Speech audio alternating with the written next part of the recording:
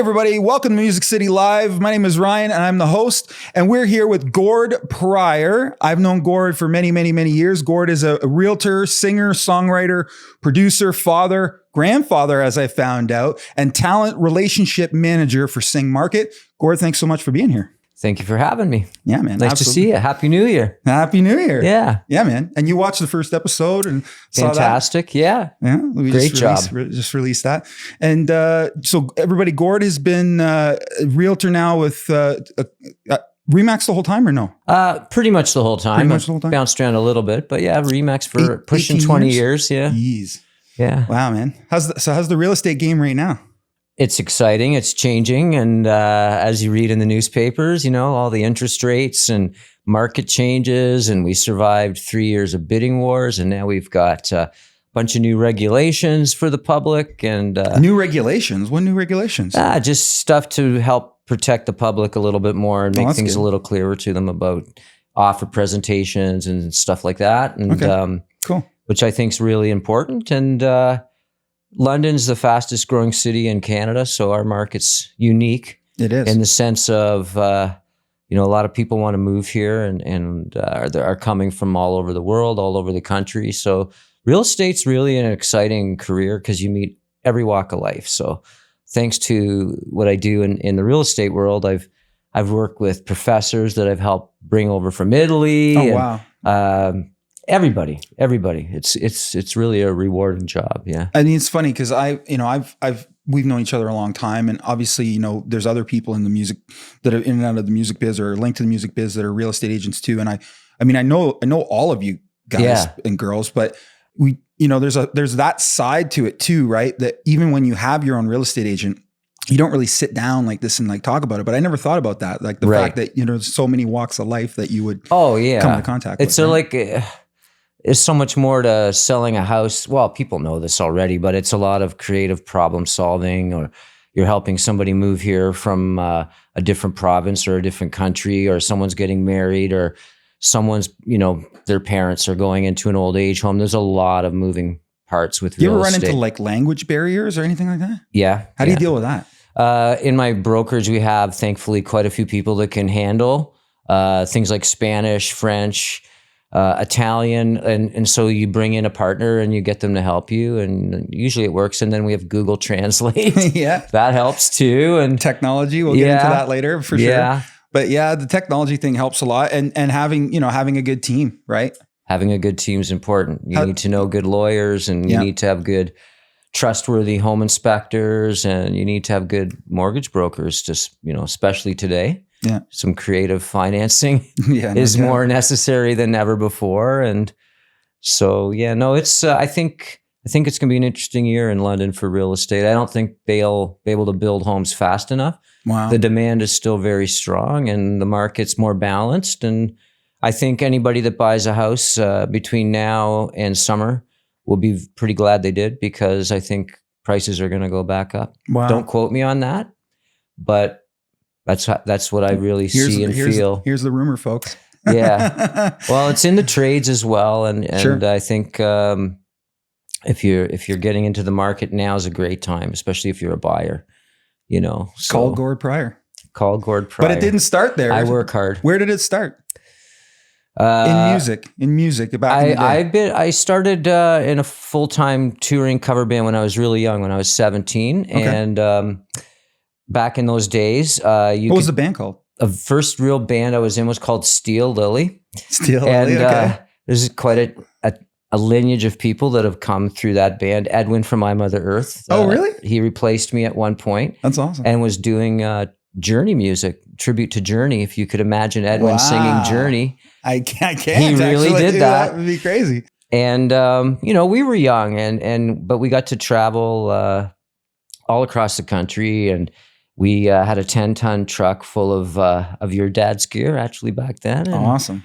So, and then I was in another cover band called Rockus, and then Rockus became Blu Bones, and Blu Bones learned how to write songs, or so we thought. And by our early 20s, we had given up the 3 sets a night cover circuit, and we're writing our own music, making videos, you know, for Much Music, and crisscrossing the country back then with everybody from My Mother Earth to April Wine to Kim Mitchell to Our Lady Peace, the Tea Party, all the usual suspects that were around in that period. It was an exciting time in music. So I've heard of Rockus, but I was obviously like an infant then. Yes. But I obviously know Blu Bones. I mean, when I was growing up in town, even going to high school, I used to remember seeing all the Blu Bones posters all over the posts. You know, when you still used to put before the internet. Yeah, people did that. Right. And that's where I first saw the name Blu Bones was downtown and down all the way down Dundas Street where the embassy was. And that, you know, there's Blu Bones posters everywhere.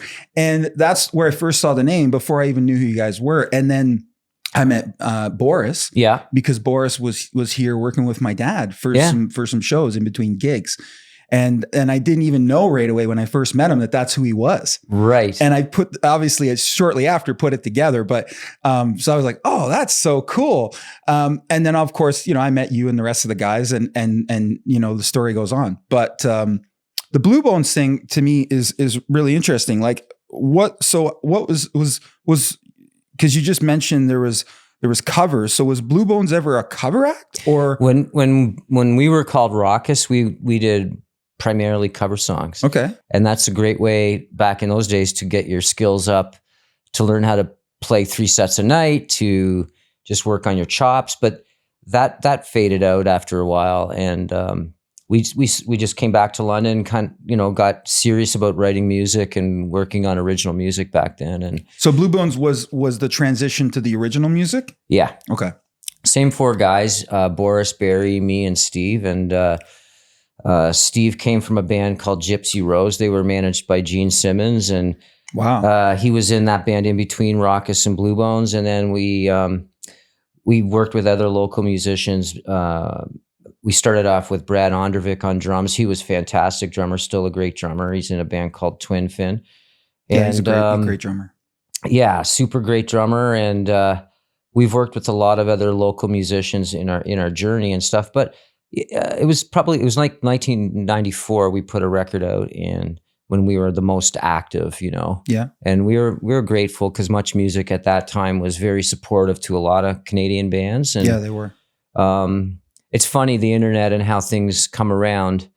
You know, we were never a household name, and we certainly didn't make it big in that sense of the commercial success side. But amongst our peers, we definitely did pretty darn good. And years later, bringing my kids to 3 Days Grace shows or Finger 11 and meeting the bands and getting the kids to, you know, get to see the band backstage. Absolutely. A lot of these bands would come forward and say, hey, you know, we really loved you guys. And the drummer in Finger 11, I guess, tried to get into Blu Bones. I didn't know any of this. Oh, and really?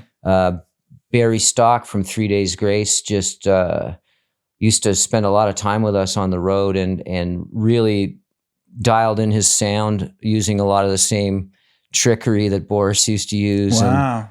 That's pretty cool. Yeah, when 3 Days Grace played the first time at the Bud Gardens when they were at their peak, they played our record before they went on. So they're really been kind to us, you know. That's lots of free shows too.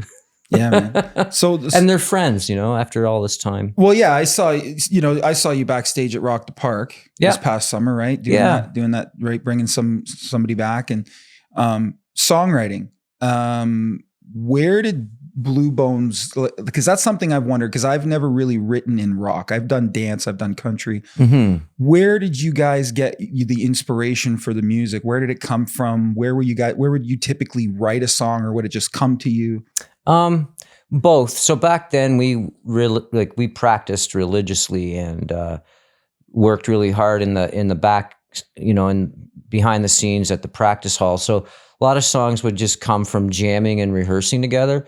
And then a lot of other songs, maybe I would come up with them on guitar just by myself at night. Okay. And I'm not a very competent guitar player, so I'd bring it to the band, see what they thought, and then they would take that and build on it. So often just from jamming, playing live, rehearsing, things like that. And then sometimes you do just get an idea that just pops in your head unannounced. And hopefully back then you could get to a tape recorder and record it before you forgot it. And for sure, back in the days of cassettes and such, you know. So you had a good chat with Bob Reed about that, where in episode 3, where he told me about, his first multi-tracking, where he took a cassette, he recorded the cassette, then took a second cassette tape and recorded over top with the other one. You hit play on the one and then you play over top. Bob's written a lot of songs. Like he's, in Bob Noxious and in SFH and we have a collection of songs that we wrote over the years for fun that not a lot of people have heard, that are really experimental and just a result of hanging out, 25 years ago, 30 years ago. So how did you meet Boris and the guys? I was in London and had just come off the road with Steel Lily, and I heard that Rockus was going to be looking for a new singer, and I called them. They were out on the road at the time, and the story goes they didn't know they were going to need a new singer. The word had gotten back to London that their singer was going to leave. Oh, and I guess he didn't tell them yet, but I found out, so I called them and I said, hey, if you have an open spot, I'd love to take a shot at it. And they came back about 2-3 weeks later from that tour, and sure enough, the spot was open, and I jumped in and Steve jumped in coming out of Gypsy Rose. And I think we practiced for 4 or 5 intense days and then right back out for 2 months, Wow. Yeah. That's pretty cool. Yeah. I mean, for those people, because I haven't talked about so far in the show, I haven't talked a lot about Boris, but Boris, for those of you that don't know, Boris is part of our team here at London Guitars, Music City, Canada. One of the founding guys that helped me, him and Bungie and me, that kind of came up with the ideas of how it was going to go together. And my dad thankfully got behind us with everything he's got going on, and we made it happen. But it's amazing. But yeah, Boris has been here working hard, and we talk about you and all of your successes with real estate and everything you guys did all the time. And so it's really cool to have you on to talk about it all. But yeah, it's, and then was there other bands after Blu Bones? Not particularly. Me and Boris had several recording projects after that under different names. Yeah. With other friends in London here. And, we did the odd tour. We went out and toured, for 5 weeks with Kittie one time. But no, after the mid-90s, music wasn't a full-time thing for us as much anymore. And the challenges of surviving and life in general and people having kids and families and stuff like that really changes things. So, when you're young, you have that chance to really roll the dice and go out there on the road. But we wrote, Boris and myself and the fellas in the past 3 years have done 2 songs that are on YouTube. She's Got Away with Love and Summertime in Europe. And it's the 4 original guys from the band Blu Bones. And we added a 5th member, Ray Coburn's, on both these tracks. He's a founding member of Honeymoon Suite on keyboards. And he's played, he's in Kim Mitchell's band right now. He's played with Roger Hodgson for a few years. He's been in countless bands. He's a fantastic friend and that's cool. Great keyboard player. So kind of added a little bit of a new dimension to what we were doing, and the videos did great, and we just did them for the love of it. And that's kind of what led to me ending up in Sing. Was our first video. Our publicist Eric Alper, he said, Our Lady Peace are putting out their new album as NFTs by next weekend. If you can get your video minted as an NFT, you'll be the first in Canada. And I'm like, what's an NFT? And spent the weekend reading up on it and figuring out how to do this myself, and did it. And more for just shits and giggles and fun. And to say you were the first. And to say we were the first. Not that it matters or means anything, but it was fun. And we got some good press out of it. And cool. And then a year later, we did another song, and I sent it to Rain Maida, and he goes, why don't you put it up on our platform at Sing? And at the same time, they were at Canada Music Week, and he said, why don't we release your song at the booth live at Canada Music Week? And so I came down to push the button and launch it. And that's where I met, Jeff Osler and Jim Harmon, a couple of the founding members of that company from Seattle. And we just hit it off. And I remember looking at them and saying, guys, I want to be a part of this. I feel there's something really here, something really cool and new and exciting. Yeah, absolutely. And that was almost 2 years ago. So. Oh, it's been that long, eh? Been that long, yeah. Wow, time's flying, man. It is flying. Crazy. Yeah. So we'll talk about the Sing thing in a second. Talk to me about the Kittie project. How are you involved in that whole project? I'm not currently involved with the band. Not currently, no. But back in the day. Way back in the day, I got a phone call from another studio in town, and they had these young girls at the time that I think they were 14 to 17 years of age. Wow. And they were just heavy as ever. And the studio actually, they called me and they called Bob Reed. Like, they were like, we need someone who can kind of pull this together into a shape or something. And mold it to something. Yeah. They didn't know really at the time. Like, I think the girls are always ahead of their time. Now that I understand the story, then I was... So in a nutshell, we did a demo over a few days. It was very, very bare bones, right? Live off the floor. At that time, they didn't have the Marshall stacks and the expensive drums, and they were the real deal. And so we did this demo in 1999. I still have the master at home, and I learned a lot from doing that. And I got to know the family, and not much. After that, they hired a big name producer, Garth Richardson, who we all know from London, and of course, famous legacy with his father, Jack. I didn't even realize that's who they hired. Yeah, they hired Garth, and he came in. And for those of you that don't know, like Garth did Rage Against the Machine's biggest record, so pretty accomplished. Yeah, pretty good stuff. Yeah.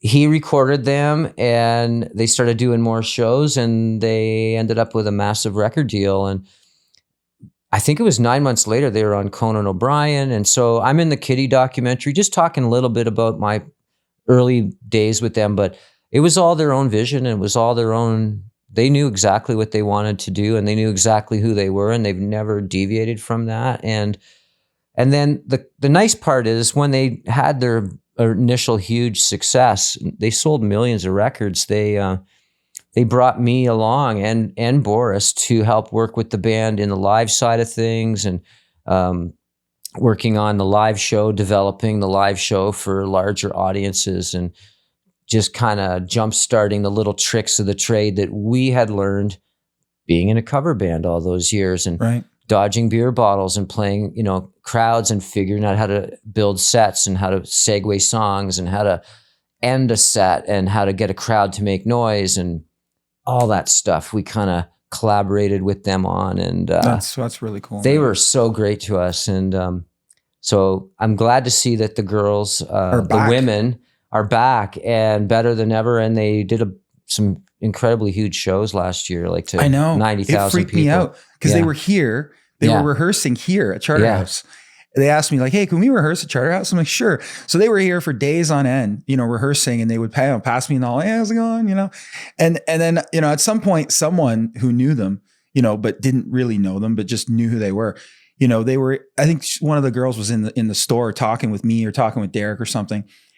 And that, I can't remember who it was, but they came up to me and they're like, is that Mercedes from Kittie? Yeah. And I'm like, yeah, man. Yeah. And they're like, really? What is she doing here? I'm like, they're rehearsing downstairs. So it was a cool moment for me to have the girls here, and then it was funny because I saw them on the one day, I think it was a Wednesday or a Thursday, and they were doing their last rehearsal before they took off to go, I think, down to Mexico. Yep. And then a day or two later, I'm watching the social media feeds of them playing to like tens of thousands of people. Huge shows. And they're billing like, it's like Headliner, Pantera, or Judas Priest. And then they're not far down that list. Like, there's all the other bands you can barely, like they're it's pretty incredible. And it's phenomenal, man. And what's funny? Like, I'm up here in my office, and I'm listening to them hammer downstairs.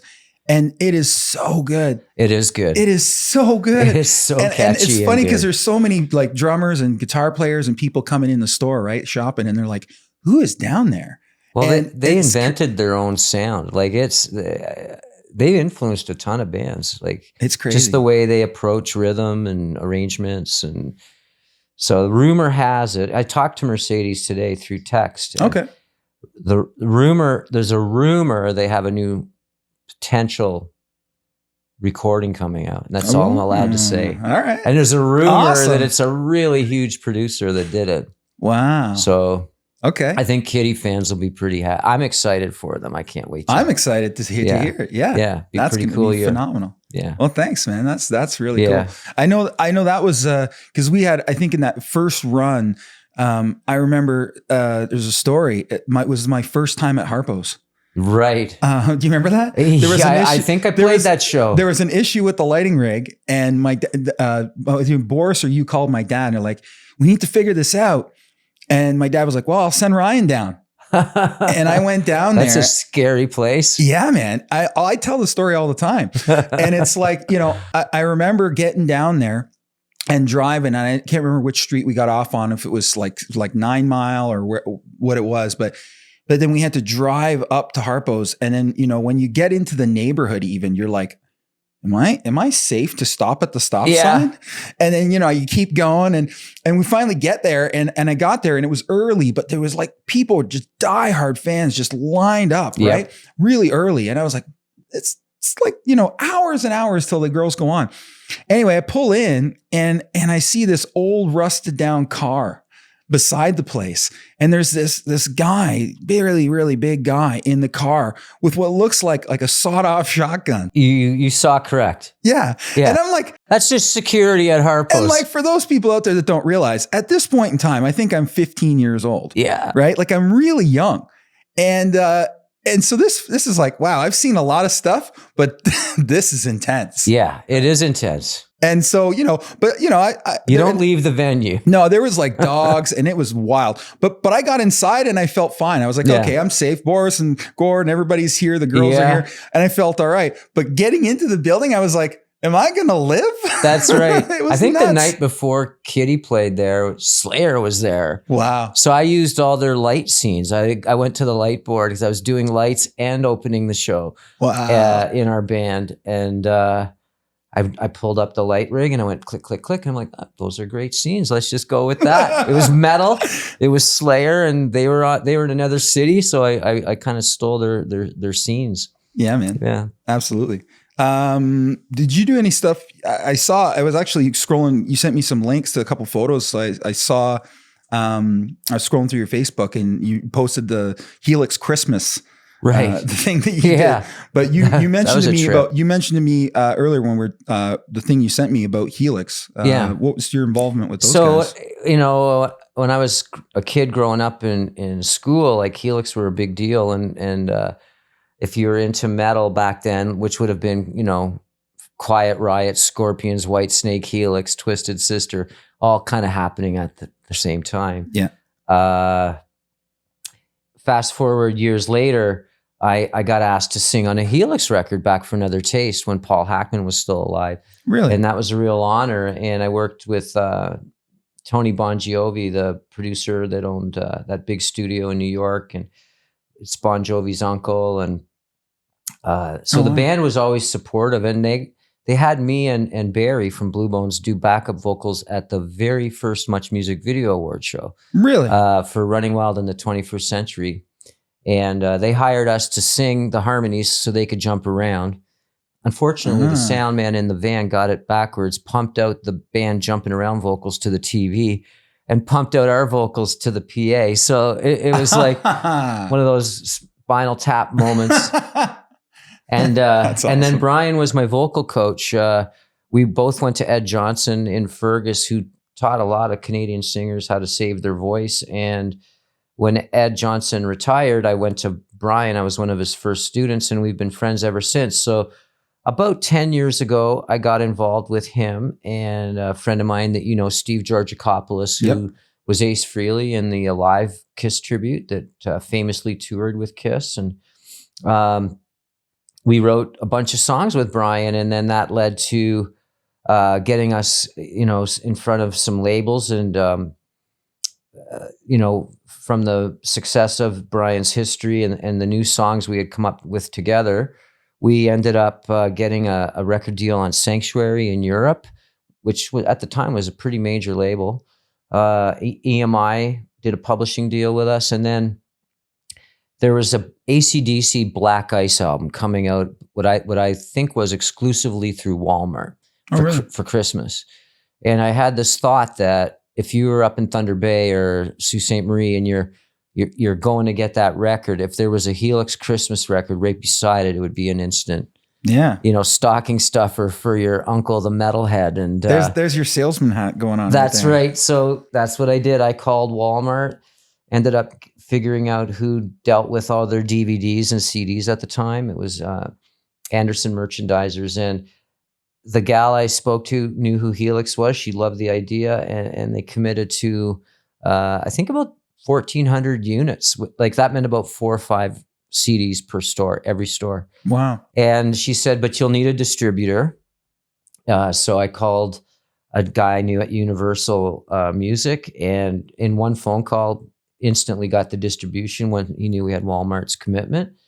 And then we had to come up with a Christmas record and have it recorded, artwork done, everything, and with a shipping order in a warehouse, I think for September. And this was July. So we pulled it off and got everything, recorded really quickly. And those albums hit the shelves and they sold out. We didn't get one return. Wow. So it went really good.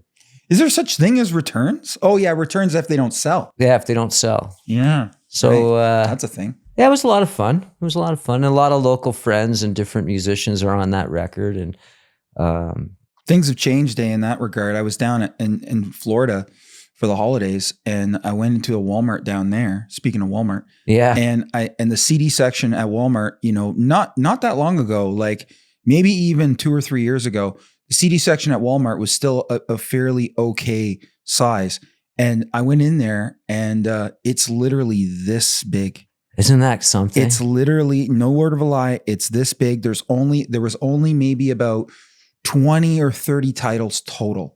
Wow. It was insane. And it was, what's even crazier was in the aisle was all the DVDs. But what they had done was basically just get these big baskets, these massive square baskets, and they just basically chucked a whole pile of DVDs in this one. And by a whole pile, I mean like, what you would typically see at like a old school Blockbuster, like half of it, like it was full. And they were just like $5 a piece for these and $7 a piece for these. And you just have to sift through it, So the days of all that, as we know, is long gone. But to see it like that, I was like, wow. Because I spent, growing up being a DJ and even when I was buying for my personal self, I spent so much time in record stores, buying records and CDs. And, it's funny because record sales now, as far as vinyl is concerned, is like the highest it's ever been. Every year. Right. But yet, now obviously CDs, DVDs, Blu-ray, all that jazz is gone. Or at least significantly hard to find. I would hang on to your CDs. They'll come back. Yeah, well, that's I'm the hearing thing. that too, I'm holding on to mine. Yeah? Yeah, and there's a couple of DJs that got out of DJing and they're like, hey, do you want these binders of CDs? I'm like, yes, I do. Absolutely. Yeah, absolutely. I agree. I would agree with that for sure. And my grandparents, we were getting up there in years, and my grandma was cleaning out some stuff, and she's got all these like old 45s and 8 tracks, and they still have the 8-track player, standalone player. She's like, what am I going to do with this? I'm like, hold on to it. I'll take it from you. I'll put it as a piece in the studio, or those old cassettes. They sounded great. I remember hearing Frank Sinatra as a kid, and my grandfather's Lincoln. And he'd be smoking a cigar, but just the sound of those old recordings and the analog tape and the warmth of it. It's so good. It's a different era. I played when I was DJing. I played on vinyl. And I stopped DJing right before, digital DJing had already started at the time, but I never really got into it. And then I sort of stopped in around 2001, 2002, I stopped.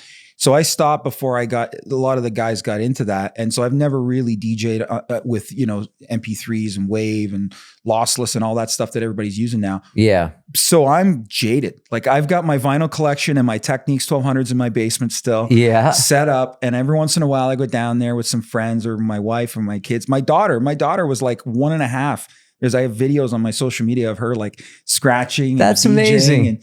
But the vinyl sounds incredible. It does. It really does. Especially the old pressings. And We were talking to, I mean, I can say this, Sing has had a few meetings. You remember Johnny Aquaviva? And of course. Yeah, I know John. And Plastic Man. And well, there's a rumor that, Sing might be doing something for one of their 40th anniversaries on vinyl, but we'll see. Wow. We have a lot on our plate right now. So let's talk about that. So technology, this is normally the part of the show where I talk about the current, what's currently going on in your life. But what's currently going on in your life is so effing cool. And it's heavily technology driven. And you mentioned how it started, right? With the video from Blu Bones. I got a little picture of that too, right? Yeah, there we go. There we go. There we are. So that in was our cartoon glory. Yeah. And I saw that and I thought, wow, man, that is so cool.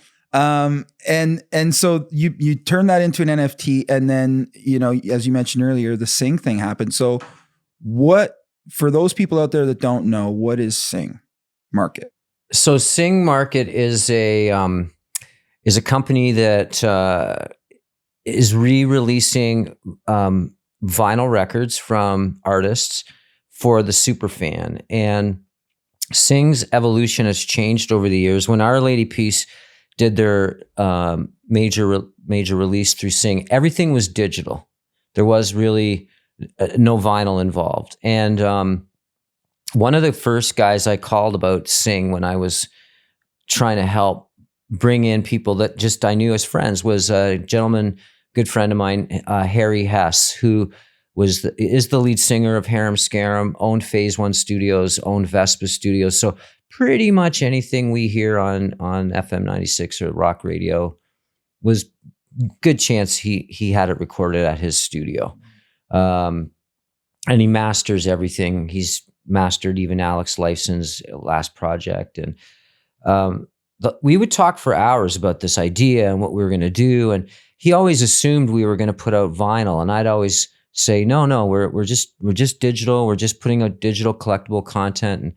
And he'd be like, no, I got this idea about vinyl. And so it was almost like a happy accident that path started to take shape. And then Harry and myself, I had reached out to another good friend, Andy Curran, who works at Anthem Records, worked at SRO Management for years. He where they managed Rush right up into the end of the band's career. And Andy also, was involved in helping to build all those box sets for Rush and curating all that collectible content. And they have some pretty impressive box sets. And so absolutely, he had an idea about going into the vinyl physical world. So what Sing does now is we just did a release for 5440 for the Green album.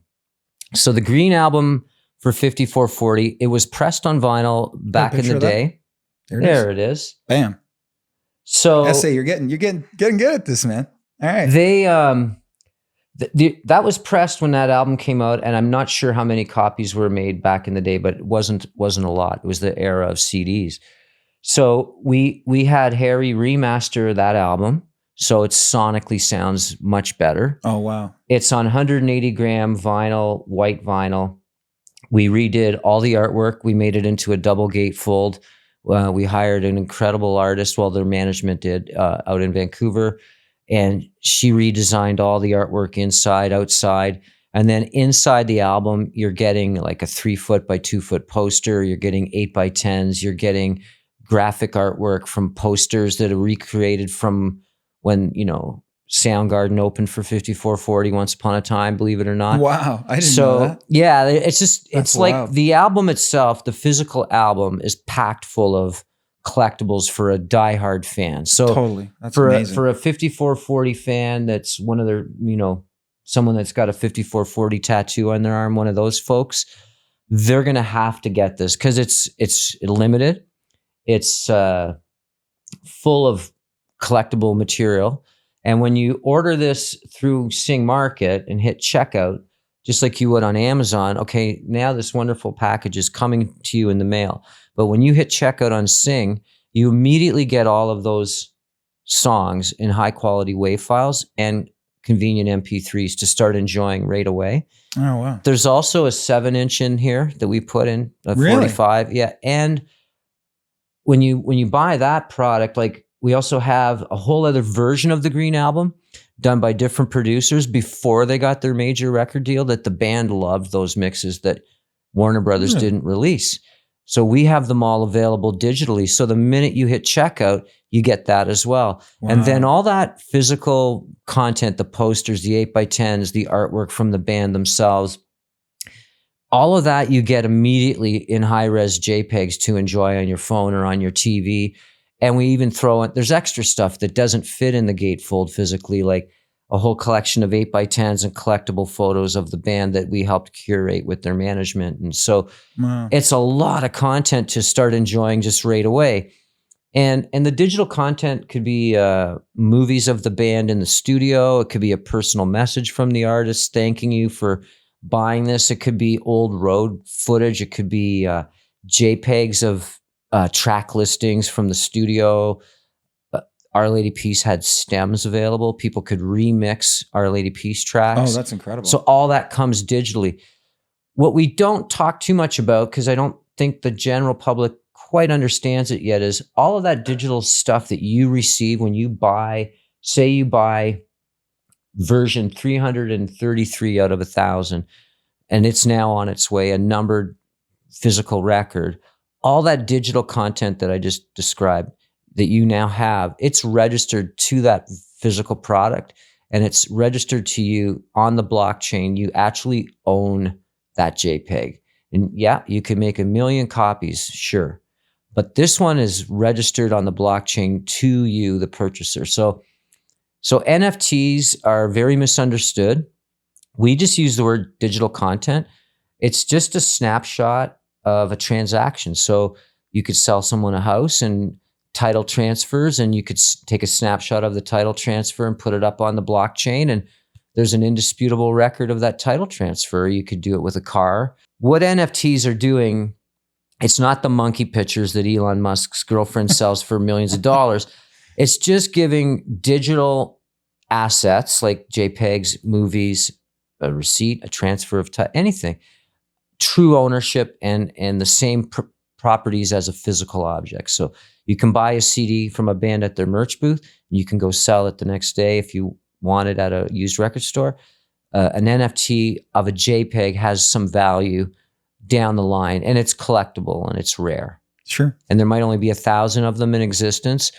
Unlike just a copy of that JPEG that's an NFT, the copies won't hold any value down the road because they're just copies. Yeah. The ones that are actually sanctioned by the artist, supported by the artist. The other cool thing is every time an NFT is sold that an artist is a part of, they get 10% in perpetuity to their estate. So could you imagine if that was a hockey card and Babe Ruth's hockey or baseball card, 10% went back to Babe Ruth's estate today. So in the world of collectability and collectibles, whether it's comics, music, movies, video, it's going to give the creator, the initial profit from a sale and then percentage residual over the rest of time. You know what's funny? So, I mean, obviously the last bunch of years, the whole blockchain thing has become huge and the NFT thing has become huge. And I think what's interesting about what you're saying, because it's funny, like you explaining it to me the way you just did, I even just learned something. Like I better understand not only what you're saying and what it is, but I think I realize now, even sitting here listening to you, I think I realize that, we're not, as far as like how we all think about copies. When you say the word copies, it's like, oh yeah, but I can just take a copy of that. And I think it's funny because I think that comes from, now many years of people just copying or downloading or file sharing, and I've talked about it in a couple of the episodes where, the perceived value of music has been lowered significantly since the early days when you guys started with Rockus and Blu Bones and all that. And this is an opportunity to turn that around, but it's going to take some time. It's going to take time because, and again, just on this episode, as you're talking, I'm realizing that it's kind of, for lack of better terms, it's, we all, no matter what age, we all have to sort of deprogram ourselves from thinking that, oh, I can just go copy it. Well, where does the value lie? Does the value lie in you physically being able to copy it and have it in your hand or on your computer, or is the value in actually owning it? Right. And actually, like what you're saying, actually having it registered on the blockchain as proof that, hey, this digital file, just like, hey, this record, right, is mine. And I think that that's, again, right now, you're right 100% that right now in our minds, you know, it's kind of like the analogy, you can't see the forest for the trees, because we're immersed in a world that for the last, you know, over a couple of decades now, it's been, we're just so used to being able to copy stuff, right? And there be very little to no cost, relatively speaking, to what it used to be. I used to go out and buy UK singles on vinyl. I used to pay anywhere from like $10 to $20. Yeah. Right. Yeah. So my perception of the value of a piece of vinyl is very different from most of the people today. Right. And so at the end of the day, I think that it's an extremely interesting thing what you guys are doing, introducing this stuff into the market. And you talked about the girls and Kittie being early days. I think this is very early days too, and good on you guys for bringing it to the table, because it's great. When this first started, there was a lot of music NFT companies, and most of them aren't in business anymore. Wow. And I think what they did wrong was, first of all, with Sing, you don't need to know anything about NFTs. You're just a fan. You like 5440. You want to get this collectible. There's only 1,000 of them available. You get all your digital content. Everybody's happy. You pay normal with a debit card, or you pay with Apple Pay or a credit card. In the background, we've built you a digital wallet. But, oh well, like nobody, it's not what the fan even cares about. What they do start to understand, though, is that they're now actually directly supporting the band 5440. Sing is not about Sing. Sing's about the artist. So the lion's share of all of the revenue goes to the artist. And the other wonderful thing about Sing is Sing doesn't touch your publishing or ownership of any of that kind of stuff. Oh, really? So the artist is free to create what they want to create something unique and special for a diehard super fan, and get paid really, really well for it. So, you know, an album that's $100, it's a collectible. It comes with all this bonus stuff. You know, if a band like 5440 was to sell 2,000 of those, you know, they're gonna get all that revenue right away, and it's so it's an interesting model. Yeah. And the fact that Sing bypassed the whole world of Bitcoin and focused on what's best for the artist. Like, I've been in so many conversations and meetings over the years with all the different folks that work there. And it's always what's best for the artist. And our head honcho there, Jeff, our CEO, I've heard him say many times, if it's not good for the artist, we're just not doing it. So it's about time. Yeah. And like, so Steve Kane, who was president of Warner Brothers Canada for over 20 years, he was retired a couple of years ago, I believe. He joined Sing, and he's there he's an advisor. He's chirping in everybody's ear about Sing. And so there's a lot of cool things that we're doing and trying to do, helping to support artists. We just did an Alex Cuba release before Christmas. He's a Grammy Award-winning Canadian artist. Nathan Bond was on the road with him. Yeah, I know Nathan. Yeah. I'm his realtor. Hey, there you go. And I've done real estate for Helix and Kittie, and I think I even took Harry from Harem Scarum around and showed him houses. But welcome to the music business. Yeah, 2 degrees so of separation. It's a small world, you know. So yeah, it's exciting. We just did a project with 98 Degrees, and their manager also manages Justin Timberlake, and yeah, there's a lot of cool things, you know, fingers crossed this could be an exciting year for Sing. And we have some cool music we've come across down in Nashville, hoping we're going to get that out. I mean, by some pretty legendary country artists that are household names. And there's some catalogs out there that nobody knows what to do with. Right. And they're just sitting there. And so, well, that being said, if, you know, people are listening to this and they have catalogs or whatever, like, how does it work for onboarding? Like, are you guys only going out and seeking out what you're interested in, or can artists contact Sing? Artists can contact. Yeah, we're really easy to find. We're just Google Sing Market. We have a contact page. We have email right there. You can just click a couple buttons and really, really easy to find. And some of the artists that we've been talking to over the past year and a half, it's been really an interesting journey and watching how they react to how we do stuff too.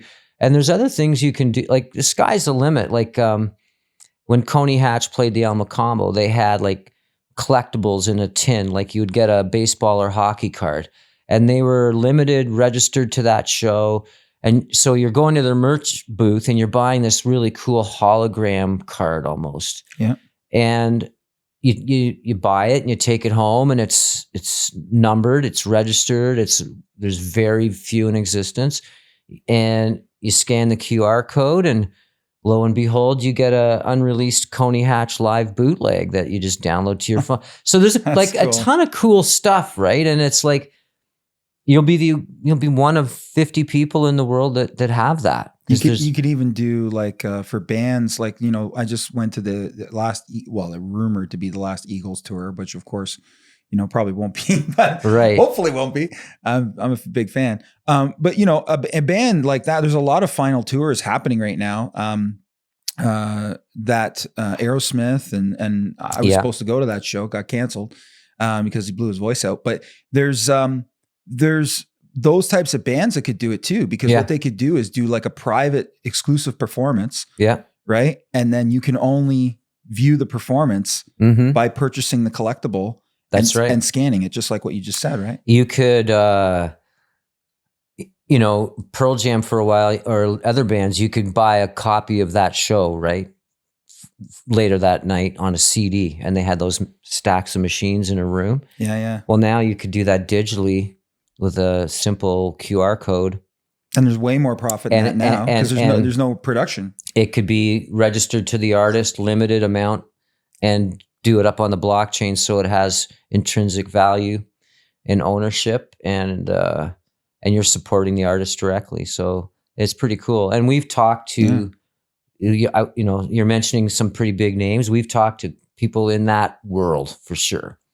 Your early days, man. It's gonna happen. It's all good. There's some crazy stuff People should get in now. Like the artists that see what this is, I think should get in now, because when this rolls down the road, and it's going to, technology is going to continue to move forward. You mentioned Aquaviva. I mean, Johnny was involved in the creation of digital DJing at a time with Final Scratch, at a time when everyone thought that was insane. Yeah. I remember I was DJing alongside some old school vinyl guys. Yeah. And everybody thought he was nuts. Right. And they licensed the technology to Stanton down in the States, who's gone now. That company's gone. But that technology ended up going on to be sold to Native Instruments. And now Native Instruments is a huge, global player in digital music technology. And but that came out of little old London, Ontario with Johnny Aquaviva. But he was, again, just like you guys, ahead of the curve. But he could see it just like you guys can see it. And I think that's incredible. He says about us often, he goes, I don't know what it is, but I like you guys. You might be onto something.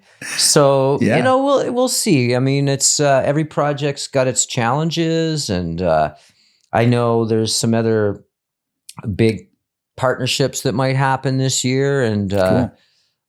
A lot of people know about what we're doing. A lot of people that make the music world go round in America and in Canada know exactly what we're doing. So, this is what we're in right now is a big shift in the world. It's a big shift in not only technology, but just in everything to do with humans. We're in a massive shift right now.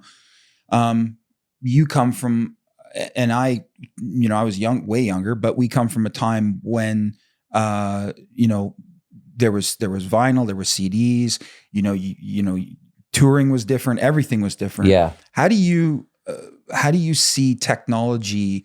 How is technology, even in the last couple of decades, how has it sort of reshaped and changed music in your mind? That's a really good question. Well, on the creative side, you've got AI now.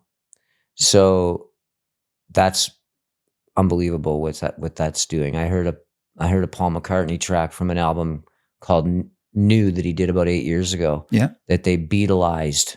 And I liked it better than his version. I have to be honest, that's wild. It is pretty wild. So, I mean, on that side of things, God only knows. I still believe at the end of the day, it comes down to creativity. Buster Keaton made great movies with very limited technology that still to this day dazzle the eyes, and you think, I'm surprised he lived through that stunt, right? Mm-hmm. And then we did the Star Wars era, and then we went through the whole DreamWorks, CGI stuff. Same thing with music, Pro Tools, being able to fix pitch and fix timing and bad playing. Totally. But still, at the very end of the day, like Miles Goodwin, my dear friend, rest in peace, Miles, he always said, Gordy, you're 3 minutes away from success. You need a hit. A hit song is a hit song is a hit song. Whether it used technology, whether it was just, 4 chords and a case of beer, a good idea, a good movie plot, a good song is always going to be the driver behind it. Technology can amplify it, make it shiny and bright, but you still have to have a great idea. And the same in reverse, a terrible idea, a terrible song, no matter how much production you pile up on top of it, doesn't seem to have the same, it doesn't connect to people, Yeah. On the technology side of ownership of music, I think what Sing is doing and what blockchain is doing is going to allow artists to monetize their music in a way like never, ever, ever before. The distribution, to get your music up on DSPs or streaming services, anybody can do that now. So do you need a label to do that? No, you don't. The blockchain side of things and the ownership of things, an artist in the future, or even with us now, can sell a small run of a limited number of items for a decent price where the fan feels like, yeah, that was a little pricey, but I got way more than I paid for, and the artist walks away with a really big paycheck within 48 hours, and there's no middleman. So when you see Taylor Swift re-recording her masters, there's a reason for that. And she's obviously probably the biggest artist going right now. You're going to see, I think, the blockchain and Web3 technology allow ownership to return to the artists. And I know that's one thing. Rain Maida, a friend of mine, the singer from Our Lady Peace, he really was the driving force behind Sing during COVID, because they started as a patent company, and he's into tech, and he found them, and then he flipped it to music, and he's big on, screw Spotify, screw all these streaming companies that are taking, because he's been in the business a long time, so he's watched the pie piece get smaller and smaller, smaller. Well, that's why I said earlier, it's about time. It's about time it became about the artist, the creator again. Mm-hmm. I was saying in a couple of the other episodes that that a big challenge with, and part of why I'm doing this show is that I want people out there, whether you're currently trying to be in the community or want to become in the community, and whether you're young or old, doesn't matter. We can build a really great community where there is a path to success again. Because my theory is that, that pie getting smaller and smaller and smaller, getting into music was becoming, and I say was because it sounds like what you guys are doing is turning that around, was becoming harder and harder for young people specifically to see the path to success. Yeah. I mean, back in the day when you guys started, there was kind of a bit of a structure. Labels. There was a bit of a structure that, even though, it was maybe, not unattainable, but it was, you had to really work hard to get there. There was a path. Mm-hmm. And in the last, while, it's become harder and harder for young people to see that path. Why? A big part of that is because the music community and music world has been competing with all kinds of other things, like game creation and even trading, and all, Bitcoin and all these other things that even for the past few years, when people have had time on their hands, they've sunken themselves into these other things. That's right. Because it's just so available, and there's so much excitement, and it's right there. And music was shunned. It was shut down. No shows, nothing. And so now is the time, part of why I'm doing the show. Now is the time for us to rebuild it, bigger and better and stronger than ever. Like you said, like the stuff that you guys are doing it'll never be as good as it is now. And so I think it's interesting. I think that, young people should, take a really good look at how to get in the game and how to monetize with not only you guys, but just, being different. Like when you were in the like the artist side of things back in the day with Blu Bones and all that, like, because what I find is some of the things that work then can work again. What were some of the things that you guys did to kind of stand out? We worked really hard on our live show, and we tried to do a live show that you'd never forget. And we used controversy back then. I loved Alice Cooper and David Bowie. So, contrary to popular belief, we were straight as an arrow. We didn't drink or do drugs on stage, but we certainly behaved in a way that might have made people think that. Yeah, you fooled me, that's for sure. It was all about the show, right? And just trying to make sure people came back. What I think's happening, and back then, Canada had a large Canadian presence. Much music was very, successful. There was a lot of record companies in Toronto. You could get signed on Yonge Street, literally. That's not the same anymore. I think today, younger artists, if you work on your craft and you work on your live show and you start locally and you build out, then you go to cities in the circumference and an hour out, 2 hours out, and you work on your local following. If you have integrity and your music's good, and you can create and attract over time, even just 1,000 loyal fans, right? And stay in touch with them, engage with them, send them a video. Hey, this is us rehearsing tonight, just a 30-second clip. Yeah. Song's not done yet. Thought you might have just that back and forth. And when you do live shows, meet your fans, talk to your fans. Technology is allowing artists to engage directly with their fans in a way that we didn't have ever before. Right. And even big rock stars or old legends like Rob Halford on social media, he's very engaged with his fans. He's replied to a couple things I've said. He actually, he gets engaged if you have something intelligent to say to him. And if you have 1,000 fans that have supported you because you've played everywhere, you've opened up for everybody you could at Rum Runners, Music Hall, wherever, you're building, and they really want to support you, and your music's growing with your audience. If 1,000 fans will buy something from you of value worth $100 once a year, that's $100,000, right? Bands that had record deals in the early 80s that have gold and platinum albums on their wall, did they ever get a check for $100,000? Yeah, well, I don't think you talked about Miles. I heard a rumor. They did.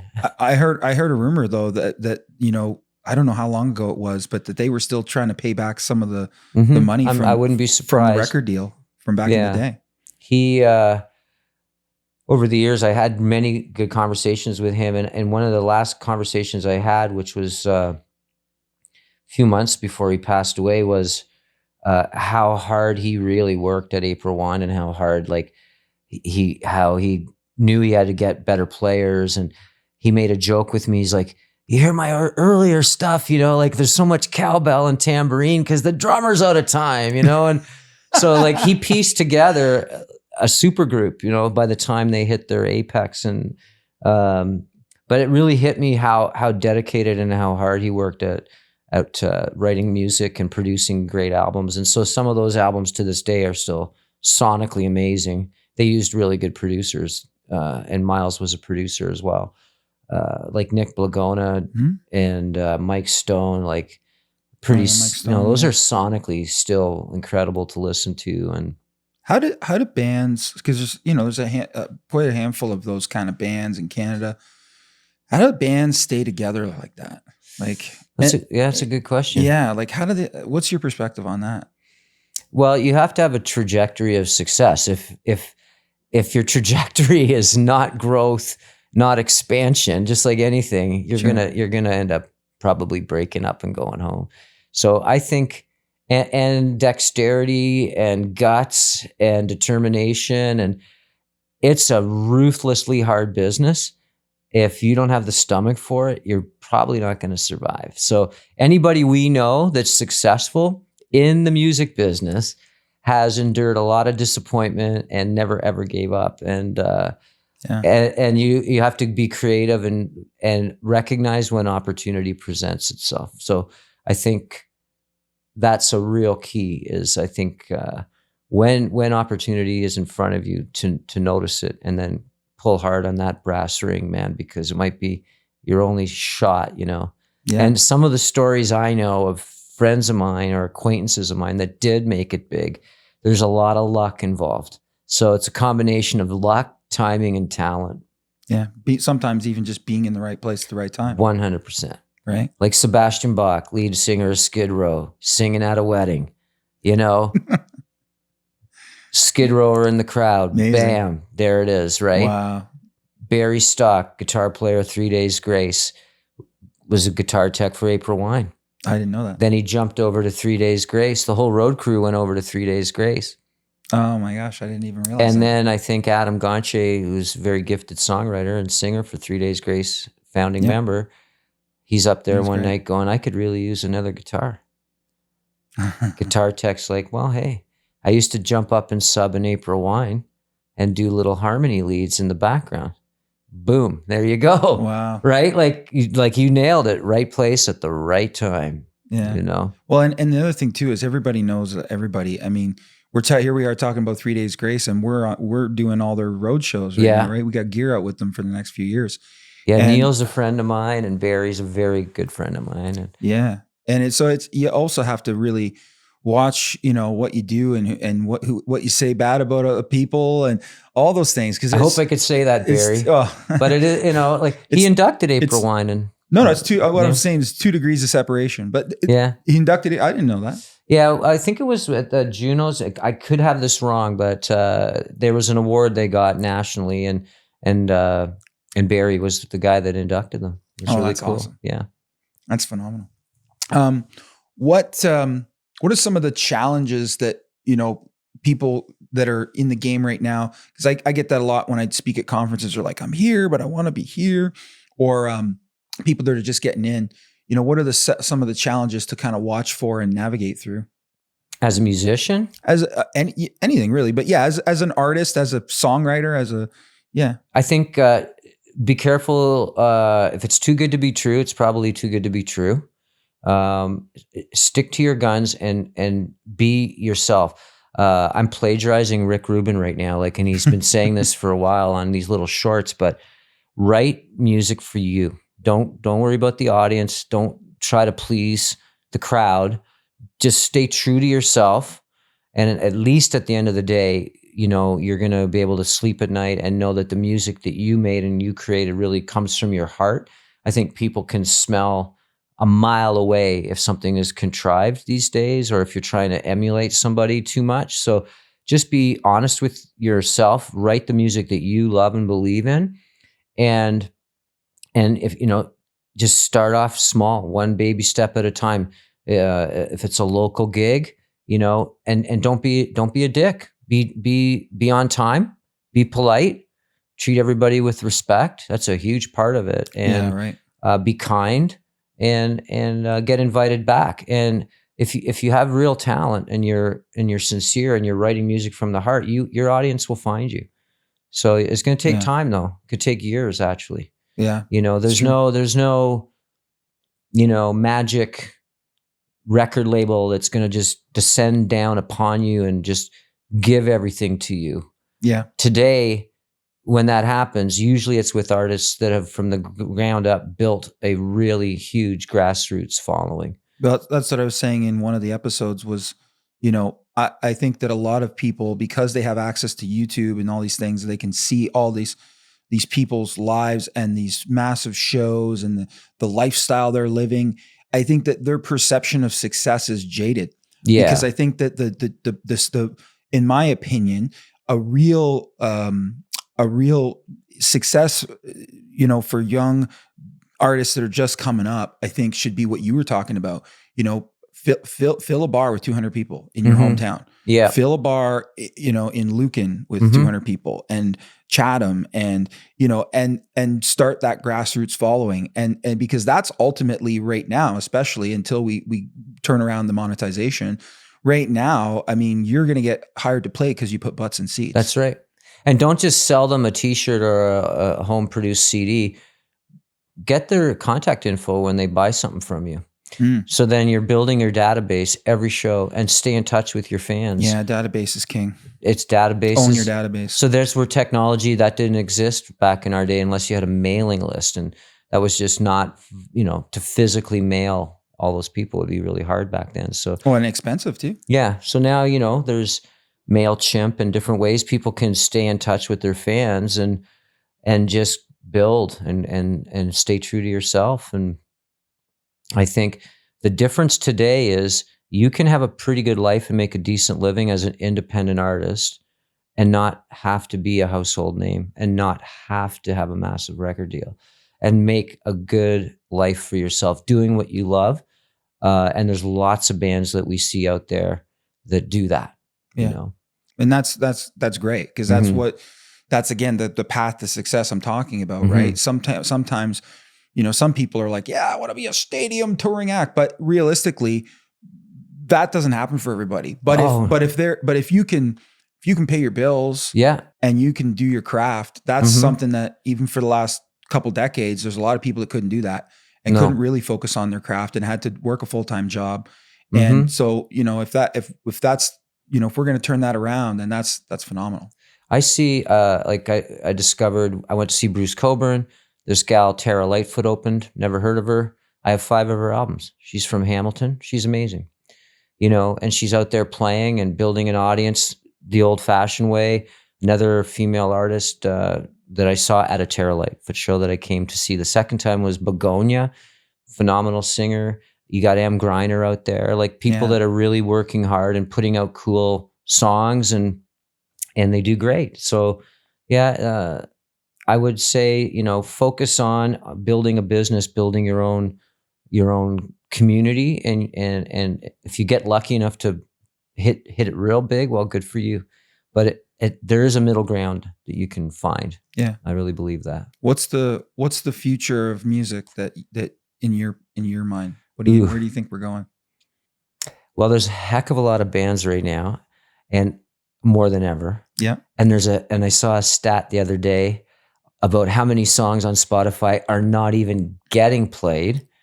So I know, it's crazy. You know, so that means that your song's up there, but no one's finding you.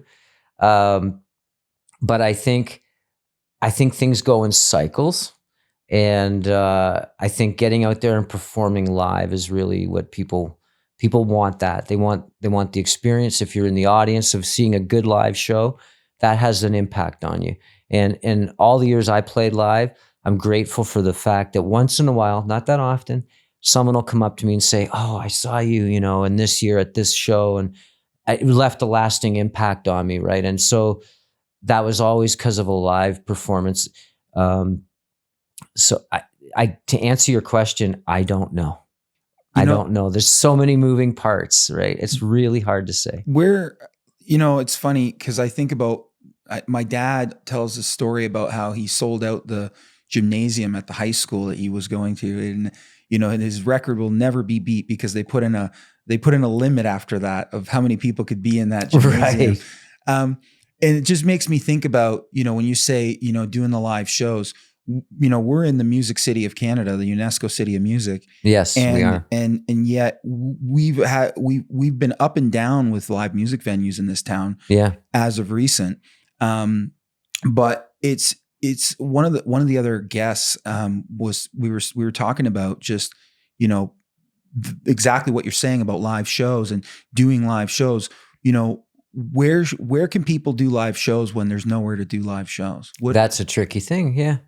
Yeah. The amount of clubs are limited right now. And it's hard for club owners. And and you're in real estate, so you get that. I've been complaining lately that, we're not taking culture into consideration when we tear down all these buildings downtown and put up high rises. That's right. Where are people, as you know, from being in the business, bar owners and club owners, they're only successful 1 or 2 nights a week. If they're successful. That's right. And so if you've got sometimes that pretty millions of dollar check from this company who's going to buy your building. That's right. It looks pretty good when you're struggling to fill a bar 2 nights a week. It's tough. Yeah. Like we've lost Call the Office. We lost the Embassy. Like these were very important clubs back in the day. Yeah. And you'll see bands at Rock the Park always reference, do you think playing there. Do you think, I always think about this. Like, I think that what's old can be new again. Like, do you think that we're at a time where